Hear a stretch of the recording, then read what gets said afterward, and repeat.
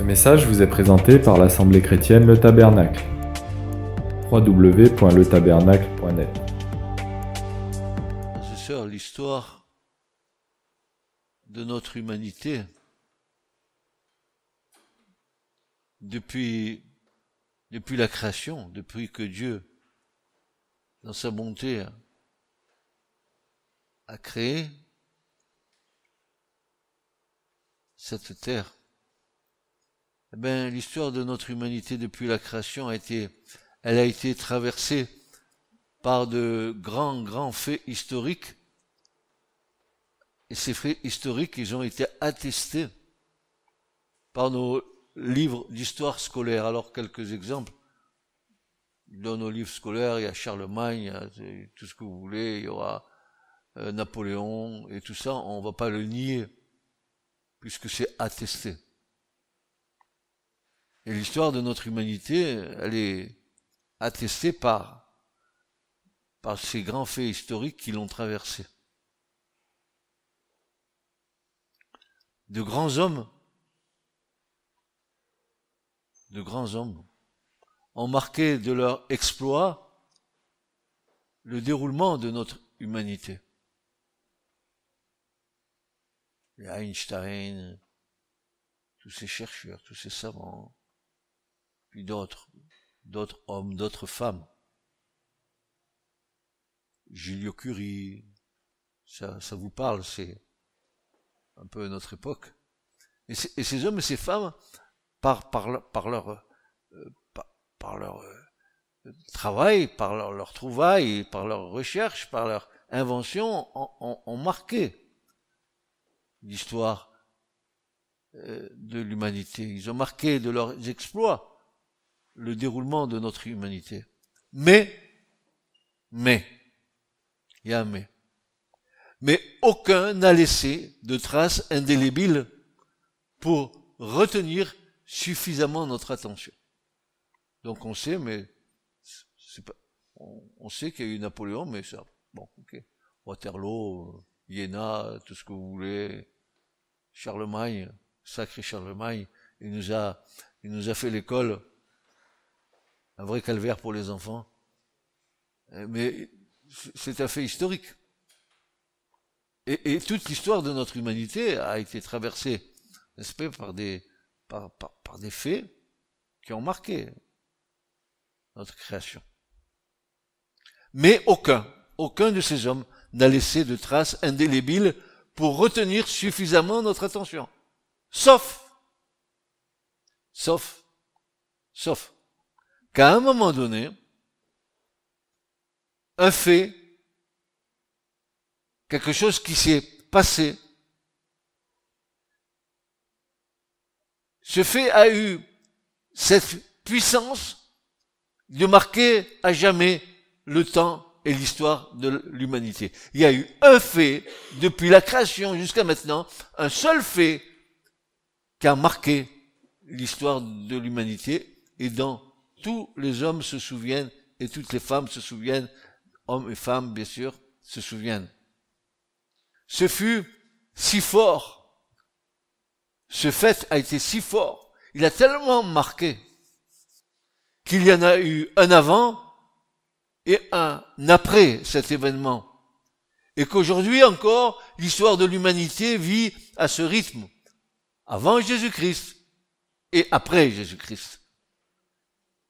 C'est le seul fait dans l'histoire de l'humanité qui demeure vivant à chaque moment, à chaque instant. Napoléon, il est mort. Le roi Dagobert, il est mort. Ils sont tous morts. Ils ont traversé, ils ont laissé une tracette dans l'histoire. Mais il y a un fait indélébile, un fait éternel, c'est qu'un avant Jésus-Christ et qu'il y a un après Jésus-Christ. Et cela, vous pouvez pas le contester, car même dans notre calendrier, c'est comme ça.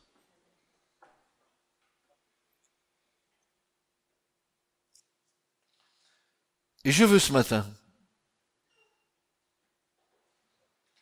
parler d'un fait que l'histoire profane ne conteste pas. L'histoire profane ne conteste pas ce fait.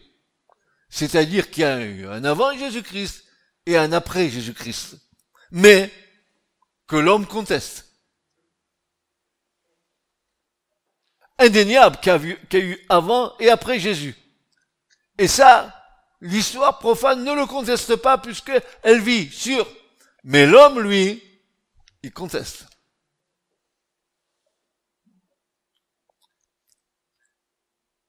Ce fait, qu'est-ce qu'il conteste?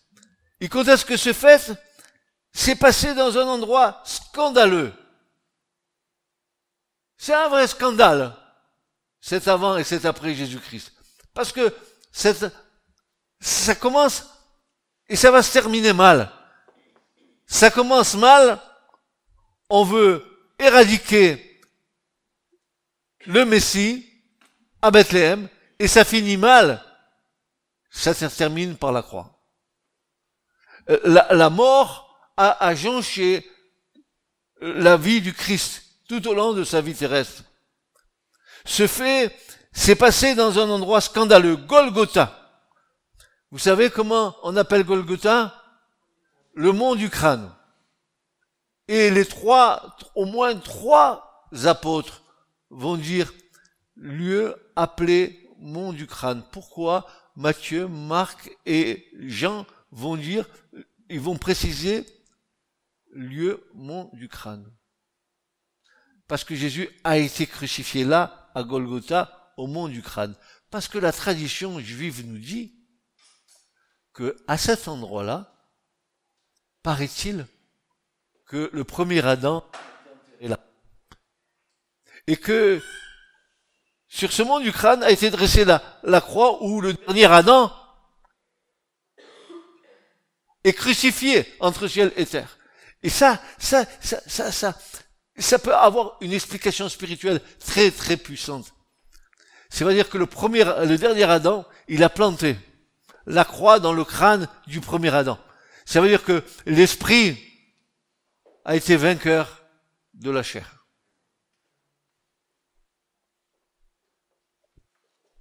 Alors,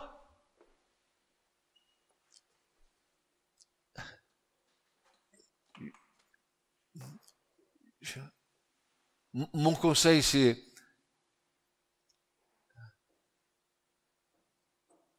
nourrissez-vous de la parole. Mon conseil, c'est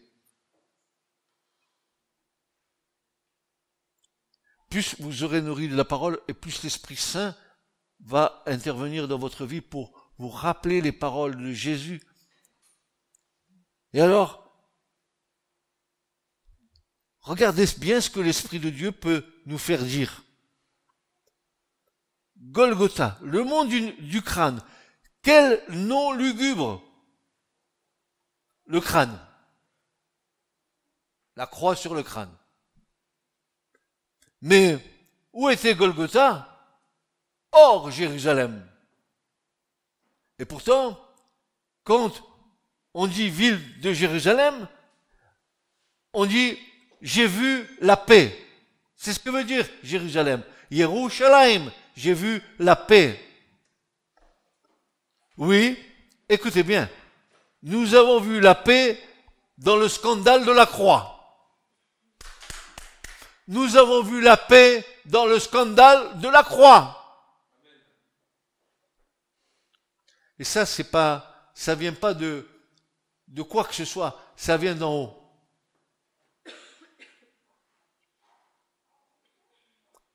Hors la ville, hors Jérusalem. Ce Jérusalem dont il nous est dit que son sang, c'est « j'ai vu la paix ». Mais tu n'as rien vu du tout. Regarde, le juste, crucifié. J'ai vu la paix. Oh, comment expliquer ça? J'ai vu la paix dans le scandale de la croix, dans l'œuvre de la croix, a jailli la paix.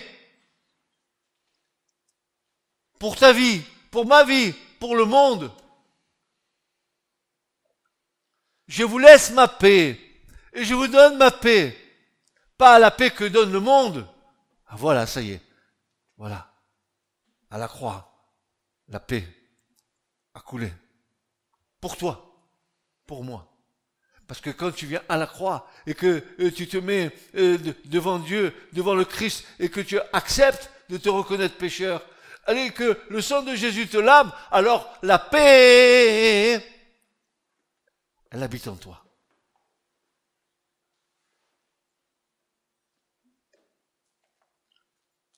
Mais quel paradoxe! Golgotha, lieu de crucifixion. Golgotha, lieu de mort. Golgotha, lieu de bannissement. Golgotha, lieu d'anéantissement. Il s'est anéanti lui-même pour nous. Écoutez, c'est l'écriture, n'est-ce pas? On va pas s'en priver. La tradition nous dit que le premier Adam aurait été enterré à cet endroit, lieu où le dernier Adam fut crucifié. La croix plantée sur le crâne, la victoire de l'esprit sur toute pensée humaine non renouvelée par le Saint-Esprit. La victoire du dernier Adam sur le premier Adam. Jésus fut crucifié hors le camp, hors Jérusalem. Pourquoi? Afin de sanctifier un nombreux peuple par son propre sang. Écoutez bien. Hébreux 13, versets 11 à 12. Car les corps des animaux dont le sang est porté pour le péché dans les lieux saints par le souverain sacrificateur sont brûlés hors du camp. C'est pourquoi aussi Jésus, afin qu'il sanctifiât le peuple par son propre sang, a souffert hors la porte. Et c'est hors la porte, à Golgotha, que Christ s'était acquis un peuple nombreux. D'ailleurs, regardez bien ce qu'il est dit. S'il livre son âme en sacrifice pour le péché, il verra une semence, il prolongera ses jours, et le plaisir de l'Éternel prospérera en sa main. Ésaïe 53, 10. La semence de ce sang a fait naître une semence sainte.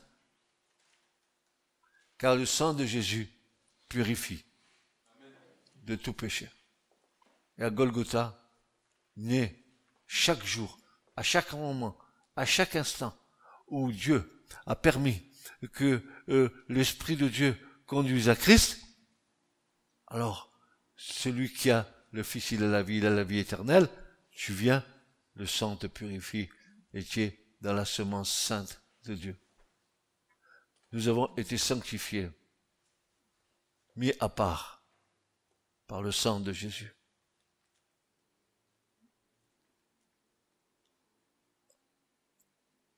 La croix, frères et sœurs, la croix. Je veux prêcher ce matin sur la croix. Je veux qu'on entende le message de la croix. Que ceux qui écouteront, écoutent. Que ceux qui ont des oreilles entendent ce que l'Esprit dit à l'Église. La croix, c'est un scandale. La croix, c'est une folie. La croix, c'est une occasion de chute.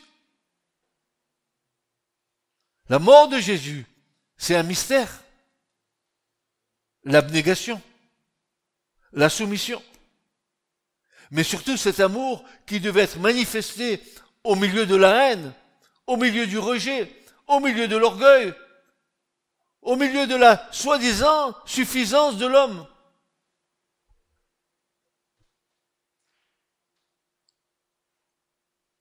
La croix jaillit pour abattre tout ce que la chair a érigé. Ton orgueil, ta suffisance, tout ce qu'il y a dans ton cœur, eh bien, la croix est venue pour quoi faire?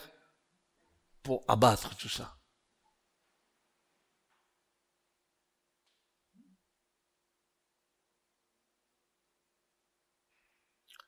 La croix, c'est la dernière lettre de l'alphabet hébraïque, le dernier signe, signe parfait, signe terminal de l'écriture, c'est le Tav. Tout se termine à la croix.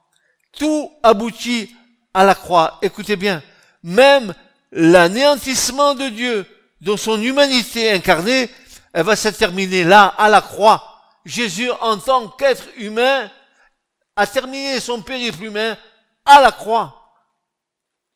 L'incarnation de Jésus s'est terminée à la croix.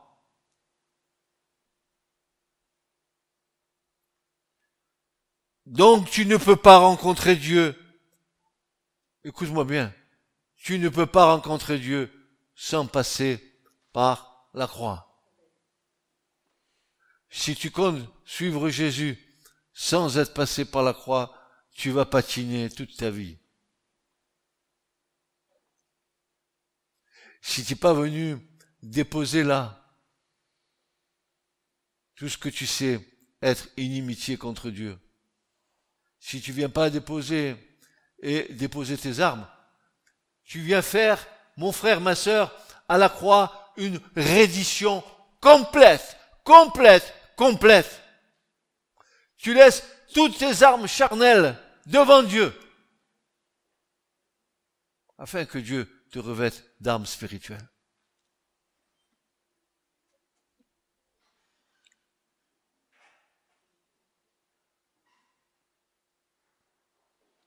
Tout se termine à la croix, tout aboutit à la croix, même l'anéantissement de Dieu dans son humanité incarnée se termine là, à la croix. Et tu ne peux rencontrer donc Dieu sans passer d'abord par la croix.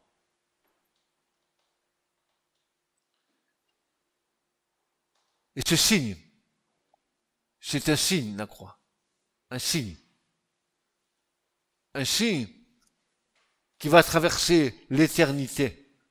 La croix, elle est en haut pour l'éternité.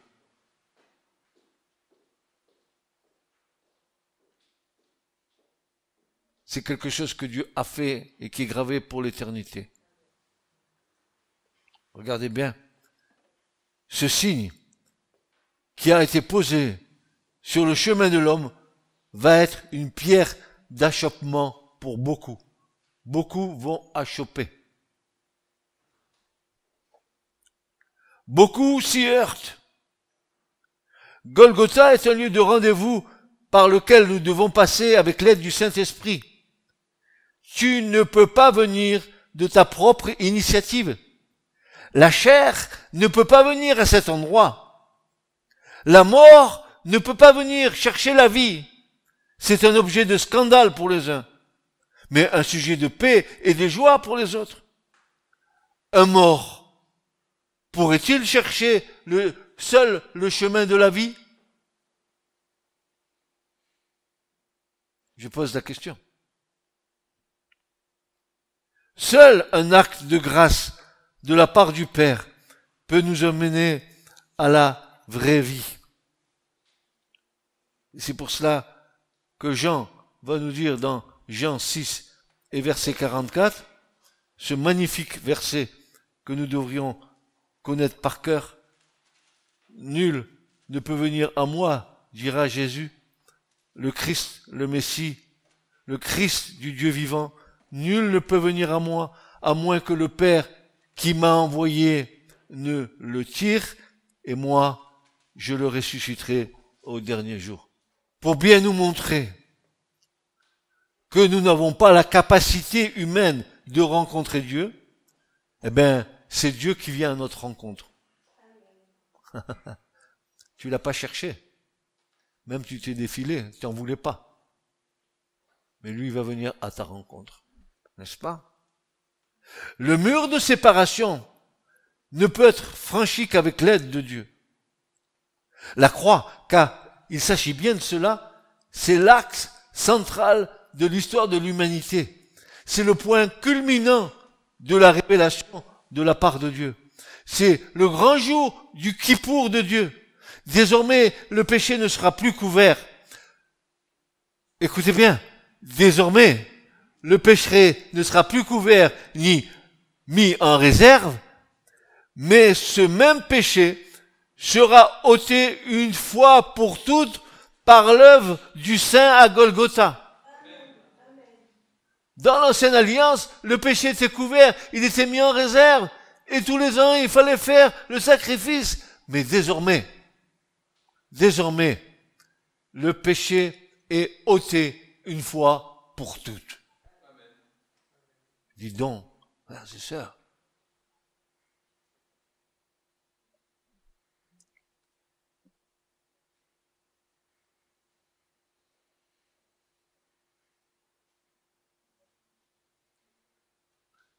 il y a un avant Jésus-Christ et un après Jésus-Christ. Sans cet acte de Dieu, nous serions perdus à jamais. Voici ce que va déclarer le prophète Ésaïe 28, verset 16. C'est pourquoi, ainsi dit le Seigneur l'Éternel, voici, je pose comme fondement en Sion une pierre éprouvée, une pierre précieuse de coin, un sûr fondement. Celui qui se fie à elle ne se hâtera pas. Tu te fies à Christ, au rocher des siècles. Mon pauvre, tu as l'assurance pour que toute l'éternité, tu sois avec lui, n'est-ce pas?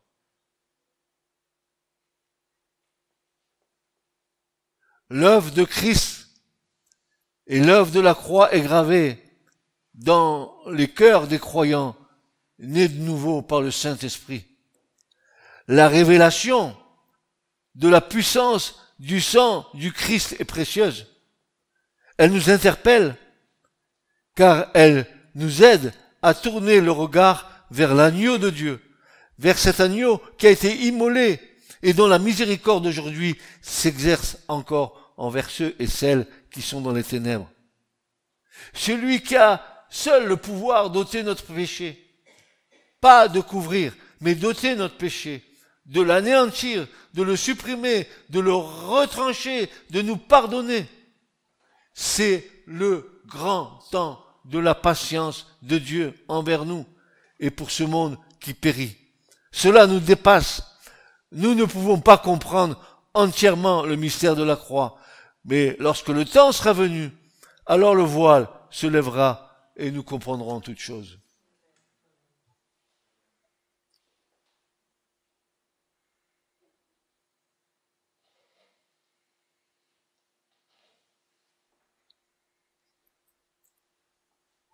Prêcher la croix, c'est comme une grosse responsabilité, une énorme responsabilité pour celui qui prêche la croix. Il faut que celui qui prêche la croix amène les auditeurs à se remémorer. La croix, tu la vis chaque jour, car la croix doit faire son œuvre en toi. La croix, elle doit pénétrer en toi, jusqu'à ce que la mort soit effective en toi. Et pas la mort physique. Plus tu meurs, et plus tu vis. Voilà le paradoxe.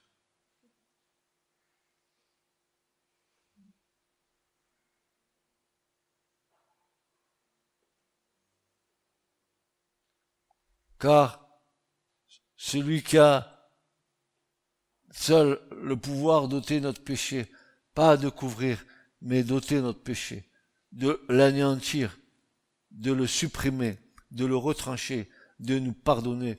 Souvenez-vous ce que disait le prophète Michée et que Dieu disait à Michée. Il va dire, vos péchés, n'est-ce pas? Je vais les prendre, je vais les jeter derrière mon dos au fond de la mer et on ne s'en souviendra plus.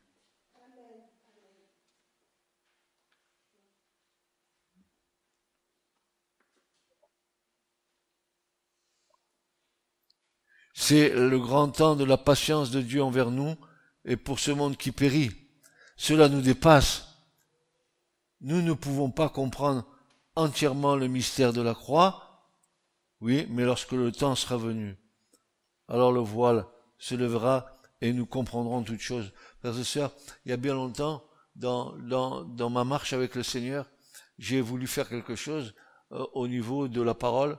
J'ai fait un dessin d'une croix et j'ai commencé à tracer des traits pour voir l'aboutissement de tout ce que la croix avait accompli.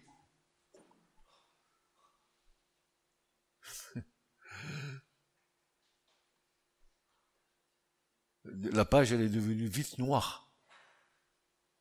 Noire de traits, bien sûr. Tellement que le Christ à la croix a accompli des choses que nous n'avons pas encore comprises. Par exemple, est-ce que vous comprenez qu'à la croix, le sang de Jésus,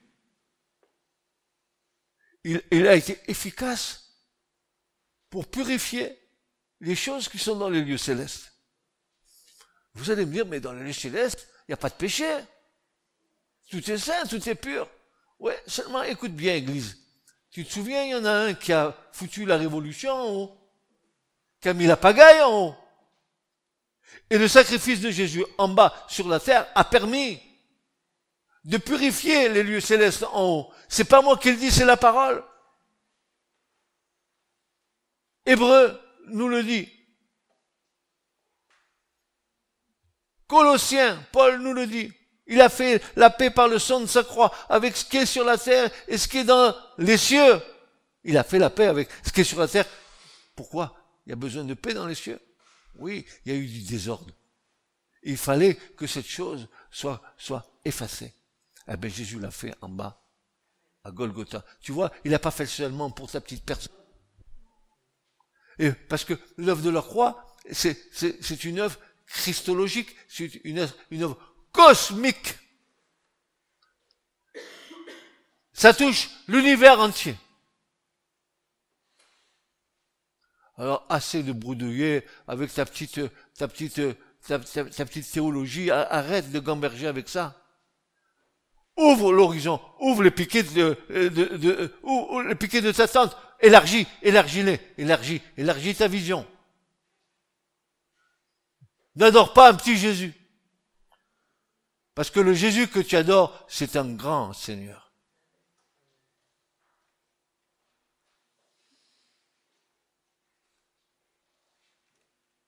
Il existe dans l'Écriture des principes spirituels très importants qui ne sont malheureusement plus ou pas enseignés. Le Seigneur veut nous bénir, mais pour recevoir, il faut que nous mourions. C'est un formidable paradoxe. Il est nécessaire que l'agonie de Christ agisse dans nos vies, dans nos esprits, dans nos âmes, dans nos cœurs, dans nos corps, pour que nous puissions réellement vivre.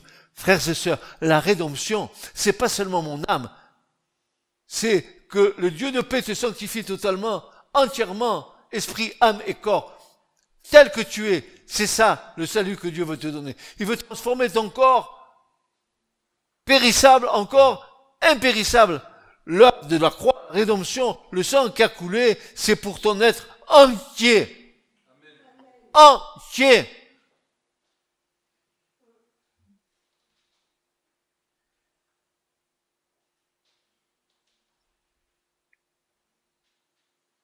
Il est nécessaire que l'agonie de Christ agisse dans nos vies, dans nos esprits, nos âmes, dans nos cœurs, dans nos corps, pour que nous puissions réellement vivre.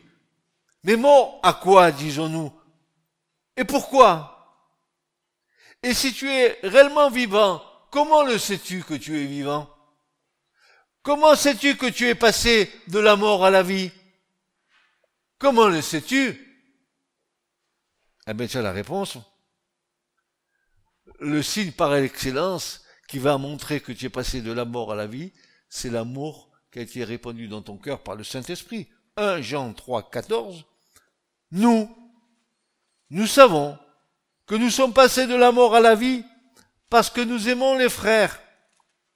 Celui qui n'aime pas son frère demeure dans la mort. Petits enfants, n'aimons pas en parole et avec la langue, mais en action et en vérité. C'est facile de dire je t'aime. Mais de l'autre côté, il faut ouvrir ton cœur. Ah, je t'aime, frère. Oui. Combien tu m'aimes beaucoup, un peu passionnément à la folie?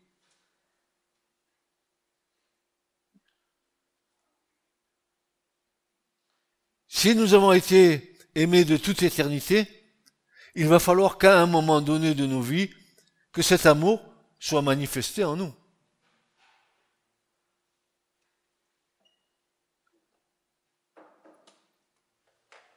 Vous les reconnaîtrez à l'amour qu'ils ont les uns pour les autres. Pas au blablabla évangélique. Pas aux citations de versets bibliques qu'on allonge comme des chapelets de saucisses et qu'on balance à l'autre. Mais en vérité. En vérité. Tu dis, moi j'aime Dieu. Ah, tu l'annonces. Moi, oui, moi, sœur, moi j'aime Dieu. Sœur, moi j'aime Dieu. Alors comment se fait-il alors que tu n'aimes pas ton frère que tu vois et qui a été créé à l'image de Dieu?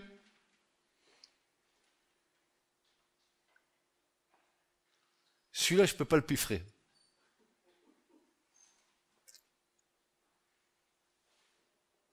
Ah, il me contrecarre toujours. Il m'énerve.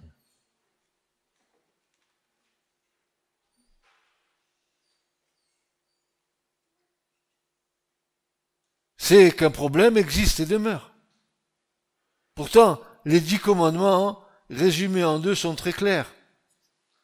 Alors, ce qui fait que nous ne portons pas de fruits, car, je le rappelle ici, à quoi serviraient nos dons spirituels, prétendent que nous sommes remplis de l'Esprit Saint si nos cœurs sont durs.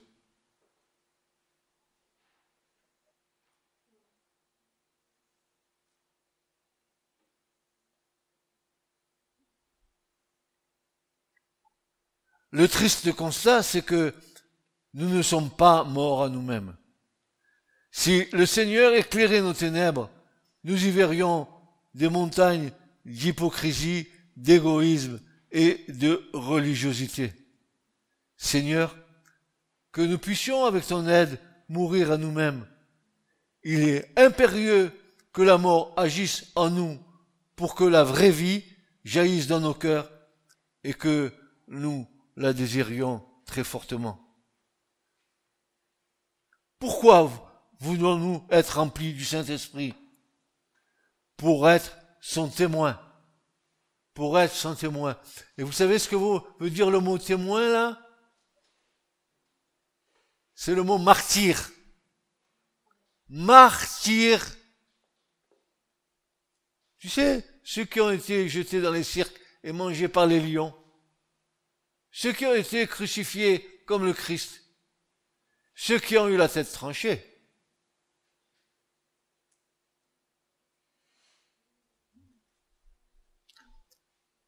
Quel évangile nous avons reçu? Moi, j'aimerais avoir l'apôtre Paul ou Pierre au milieu de nous.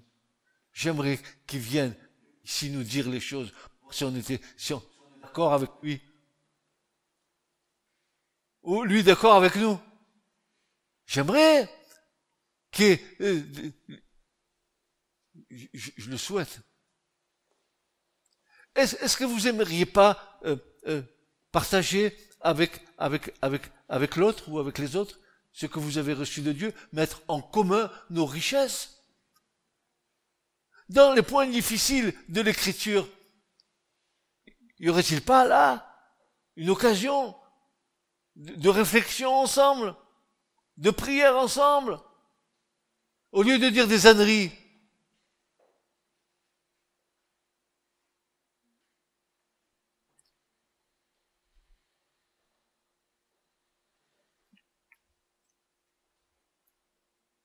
Pourquoi voulons-nous être remplis du Saint-Esprit? Pour être son témoin, c'est-à-dire son martyr.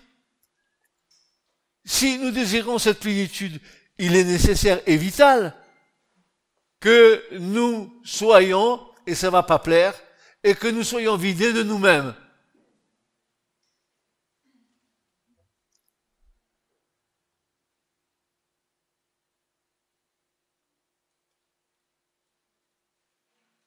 Est-ce qu'une vieille outre peut contenir du vin nouveau? Tu vois, avant de venir au Seigneur et de nouveau, j'étais une vieille outre. Mais pour contenir le vin nouveau, il faut que l'outre elle soit transformée, hein? Sinon elle va exploser. Tu sais, un vin nouveau dans une vieille outre, tu as risque d'explosion, de fermentation. Paf!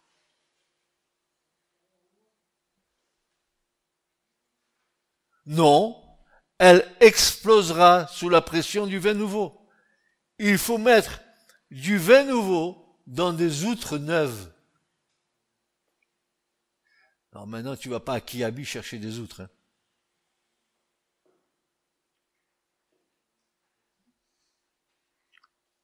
Combien de fois nous sommes appropriés la gloire de Dieu en faisant des œuvres?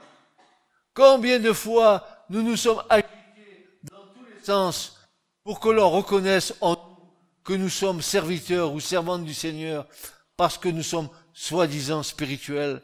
Combien de fois nous nous sommes démultipliés en faveur des frères et des sœurs pour que nous soyons reconnus? Voilà un frère, une sœur sur lequel nous pouvons compter. Dans toutes ces œuvres, as-tu amené tes frères et tes sœurs à regarder à Christ et à ses mérites plutôt qu'à ses mérites?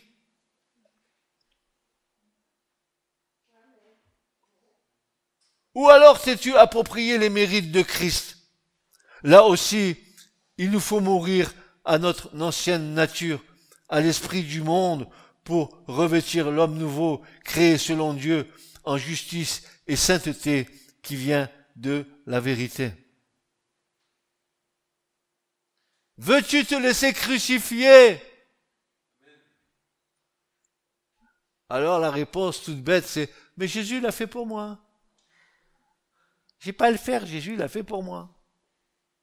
Veux-tu te laisser crucifier? Mais alors, si tu ne veux pas te laisser crucifier, une autre question va se poser. Et je te la pose. Veux-tu mourir? Pas de croix, pas de mort. Je veux vivre. Oui, mais si tu veux vivre, il te faut mourir. Ah bon? Qu'est-ce que cette nouvelle doctrine? Que pour vivre, il faut mourir. Eh oui, c'est ce que dit l'Écriture. Il faut que tu meurs à ta personnalité, hein, à tes petits trucs, à tes petits machins, à tes petites choses. Il faut que tu revêtisses l'homme nouveau. Patience, maîtrise de soi, oh, joie, paix, longanimité, etc., Dixit, la grammaire française. Ce message vous a été présenté par l'Assemblée chrétienne Le Tabernacle. www.letabernacle.net